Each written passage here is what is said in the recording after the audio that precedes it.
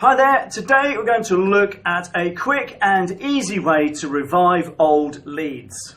My name is Carl from Buzz Website Design, and it's our job to help you to reach more potential customers, typically through your website and other online marketing channels. And if you like this video, please subscribe. There's a little icon in the bottom right hand corner. YouTube will send you an email when we make one, which is typically once a week.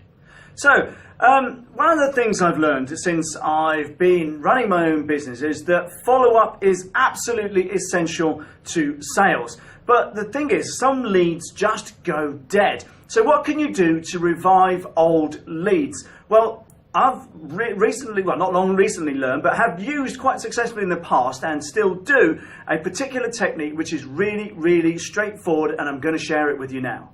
But before I do, I just want to set a little bit of background here, because if you are in a business, sales is the lifeblood. Obviously, if you don't sell anything, you have a badly paying hobby, but you certainly don't have a business.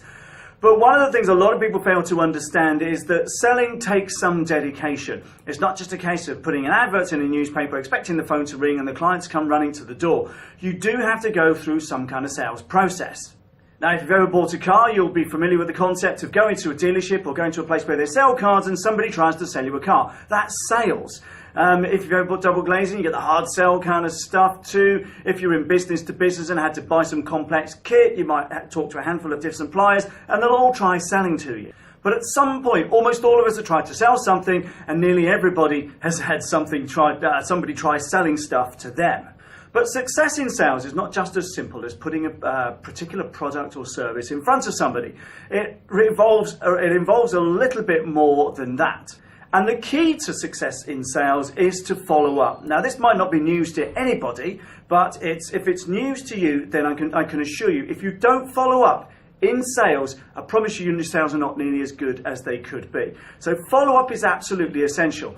I've heard somebody say that I'm going to follow up with these guys until they buy, die, or tell me to get lost. Now, that's perhaps a little bit too mercenary, but at the end of the day, the ethos is there. Keep going with your follow-ups. Now, here's an interesting statistic. Roughly 4 out of 5 people who inquire about a product or a service will eventually buy it from somebody. That's right, around 8% of people who are interested in something enough to make a phone call or enough to fill in a form on a website will go on to buy it. They might not buy it now, they might not buy it soon, but at some point the likelihood is that they'll go and spend some money on it. However, the key thing is this: if you're following up, if you're consistently putting yourself in front of that particular prospect with useful information, with things that are helpful to them, just reminding them that you're there, you put yourself in the frame to achieve and win that sale more than anyone else who doesn't, even if your market is a little bit price conscious. So what can we do to win a sale which has gone a little bit cold? Old leads. Well, first of all, you have to acknowledge that some leads just go dead. Some people inquire about something, go through the process of finding out prices, and they just don't make a decision for whatever reason. And we sell websites, and we get this all the time. Not everybody who comes to us, not everybody we sit with, not everybody we write a proposal for buys from us. And some people just don't buy at all. So what can we do to revive those old leads? So here's the key tip in this video, and I know it's taken a little while to get to it. What I want you to do is write this down very carefully. You're going to send each prospect that seems to have gone a bit cold an email with a subject line something like this: are you still looking for help with X? Where the X is your product or service that you're offering. Now, you can adjust that email subject line a little bit according to the prospect and what they were trying to buy, but it's, are you still looking for help with? And the idea behind this is just to revive old leads where you've not heard from them in a bit.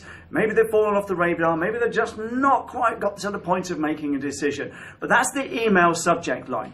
Now, the body of the email needs to say, hi, Steve, for want of a better word, we've not heard from you in a little while, and we're just wondering whether you're still looking for help with whatever it is you're trying to sell them.